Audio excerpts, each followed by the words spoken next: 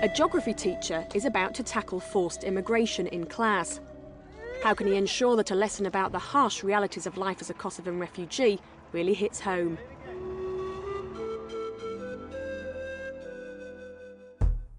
At O'Toole Community College in Haywards Heath, West Sussex, geography is a popular subject at GCSE, attracting over 100 candidates each year, and they get top marks, over 3/4 achieving A to C grade. This is one of the reasons why. Paul Ticehurst is a geography teacher here and an AST for thinking skills. In the last 5 years, thinking skills have become a hot topic. Research shows they give students skills that help them with both their school studies and in the outside world. But what are they? The best definition of what thinking skills are is really trying to get students to understand how they learn, rather than focusing specifically on what they're learning. What strategies they learn to solve problems, to come to decisions, and then for them to sort of think, how can I use this strategy in a different situation? So if I've learned a skill that enables me to solve a problem or reach a conclusion or understand something, can I now take that skill and use it in a different situation? The idea is to give them skills that they can use throughout the whole of their life, and not just skills that will get them through a GCSE exam. Some of you will find this easy, some will find Paul's Year 8 class have been focusing on immigration. Today the topic will be refugees, but they don't know that yet. His first thinking skills activity is known as reading photos. The students will be paired up, and one of them will be given this photo of a Rwandan refugee camp. One student in a pair is given a photograph, which they and they alone have access to, and the other student in the pair doesn't see it. And the other student has to try and find out what the picture is of by asking questions, to which the other student can only reply yes and no. And it is your task to find out what that picture is about, starting with very, very little knowledge or information about it. And you're going to do this by asking questions. This is one of the skills I want to sort of focus on today. Giving you the skills to ask questions, because that's a far more important skill than actually answering questions. Answering questions is relatively easy. So the people without the photograph have the hard task. The idea of this sort of comes from the sort of parlour game where you have the name of a famous person on your head and you don't know who it is, but you have to find out who it is by deduction. The only response is yes, no. So you're trying to eliminate things. I'd like you to move into position quickly now then, please. If you just turn around. The problem I have is that I may have up to 15 pairs, 30 students, and 15 copies of the same photograph.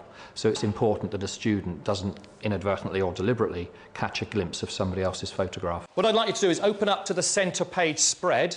Maybe I shouldn't use that phrase, but nevertheless. Turn up to the centre page. Big photograph there. Don't look around. Rebecca, you were looking around. Don't look at me anymore, sorry. Right, person without the photograph thing, can you now start to think of questions that you can ask to find out what it's a picture of? Is there any scenery in it? Is it in a third world country? Are the people moving? Yes. You're trying to get the students to get as much information from that photograph as they possibly can, but even going beyond that, and that's the hard thing. You know, they're if you like, the visual images they've got, but I'm trying to get the students to go behind the visual images and perhaps try and think what happened before, what happened afterwards, what are the people thinking, what deductions can they make from the information that's in the photograph. Do you think it's a poor country? Yeah. Dark skinned? Yeah. Do you think they have a happy life? No. The idea of asking questions is, this is a Year 8 class, and the aim really is by the time they get to Year 11 to give them the skills whereby they can ask questions of the kind of calibre that a journalist would ask. Have they gathered on the purpose of something tragic? Yeah. The obvious weakness here is that only one pupil has the opportunity to learn from asking questions. There's a shortage of something. Paul addresses this by swapping their roles. The student with a photo asks questions of their partner to see if they have an accurate idea of the image. What I want to do is reverse the process now, so that the person who hasn't got the photograph, the one who's got the image in their head, describes their image to the other person. Is the scenery, like, far away? There's the odd... I think there's hills or deserts or something in the background and just a few trees in the foreground. Do you think that the ground is, like, bare and not grassy? I think it's dusky because it might be in a poorer country. OK, right, can we just finish there then, please? And I'm going to ask the people who haven't seen the photograph, what do you think we're looking at in this lesson? Frankie? About population and how there's too many people. Robert? I sort of got an image of like loads of people all sort of gathered in one sort of place and really sort of very cheap to make houses. I'd say it was like a crowd of people that were sort of moving to like refugee camp or something. Refugee camp? Yeah, Why? Because I asked whether they were homeless or something, I can't remember, and she said, yeah. You have an image of that photograph at the moment. I want you, when you look at the other the real photograph, to see how accurate is your image. Are you disappointed in the photograph? Are you disappointed the photograph isn't actually like the image you have in your head? After seeing the photos, you could think of lots more questions that you could ask. It was hard for me because she wasn't asking the right kind of questions to find out what the picture was about, and it was really annoying because I knew what it was. There are two things that pupils get out of this activity, I think. I think, one, it's good fun and they enjoy it and it's different from something else. The other thing is it's developing their questioning skills. I suspect that we're very good at teaching students to read and to write, but I think we're less good at using other kind of resources and images and so on, particularly photographs. Photographs are important in geography, but I think it's important that they actually get beyond the superficial image of the photograph, and I think they get skills, you know, the questioning skills and the studying of the photograph will enable them to look at that and do that.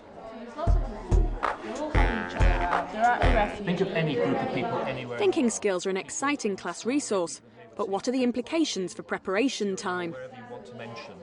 My strategy is that I can't produce enough resources to use all the time. So I look in terms of targeting a year group and say, right, I'm going to develop a resource here where I think the course has got a bit dry, a bit dull. I'll put something in there to enliven it for the students. And then I'll do it that way. I sort of rationalise the use of my time and produce what I can without busting a gut. I don't like that expression. You know, I'll do as much as I can without sort of really creating too many problems for myself. But the other thing is that with one of these exercises, having produced it, I couldn't wait to teach it. It was about the third or fourth period in the day, and I really wanted the other lessons to get out of the way so that I could teach this particular lesson, because it sounds a bit corny, but I was actually genuinely excited about how the students react. And it was a fantastic lesson. Okay? So Sticking with the refugee theme, the next part of the lesson is called Mind Movies. Before the activity, it's clear that pupils have a very hazy view of what a refugee actually is. I don't know that much. I know that they come to, I think lots of them come to England, I've heard. I didn't know a lot about refugees actually because I live in like a really nice house with a really nice family, and no one's ever told me that I've had to go to a different country to survive, basically. By having to use their imaginations to actively engage in a story about a refugee boy, Paul hopes his pupils will get a small insight into what the life of a refugee must really be like. Now, in a minute, I'm going to ask you to close your eyes, put your heads on the desk, settle down, be completely calm and relaxed. And when I think everybody is relaxed, in the right frame of mind, eyes closed, I'm going to do the activity. And what I'm going to do is I'm going to read a story. I'm going to read you a story, and I want you to focus on the story. Mind Movies is an exercise designed for the students to use their imagination, to use their creative thinking skills. What it is, you need a fairly descriptive piece of writing. You've made a film, it's to do with refugees, and I want you to imagine all of the scenes. I want you to imagine that you're at the cinema, you're watching the film for the very first time, and I want you to imagine the scenes. The writing has to have some good, clear images. The idea is very, very simply that the students close their eyes, imagine that they're a film director or a film producer, and they've made a film of the passage that is read to them, and they have to imagine, they have to try and visualise they're in the cinema watching it for the first time. So I'm going to ask you now to start settling down. It might be a full minute or so before I start reading. I will talk and give you a little introduction, then I will start reading. I need all your eyes closed. Put them down on the desk if you like. I can't stop you from falling asleep, although I will know at the end if you are asleep, because when I say open your eyes and sit up, you'll still be head down, so just be warned. But OK, this is the story of a 13-year-old boy called Boris. He describes how he came to be a refugee, and he describes what life on a refugee's camp is like. 2 weeks ago, my grandparents' house was raided by the Serbian police. It was the middle of the night, and we were all terrified. Different people learn in different ways. You've got audio learners, you've got kinesthetic learners, you've got visual learners, and so on. A lot of traditional teaching relies on audio style, listening and digesting and perhaps reading and that sort of thing. The advantage with this is it appeals to students who are visual learners, who try and imagine what the scenes are. The toilets are communal, although there are separate ones for men and women. At first I was too shy to use the toilets, but as with everything here, as the situation gets worse, you start to care less and less about such things.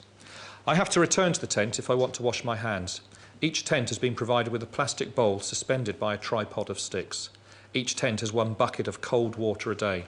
As everyone has to wash in it, it soon becomes a disgusting grey, cold and slimy solution. If you can just look this way, and before you start talking about this thing you want to talk about, I'm going to give you the chance to talk about it.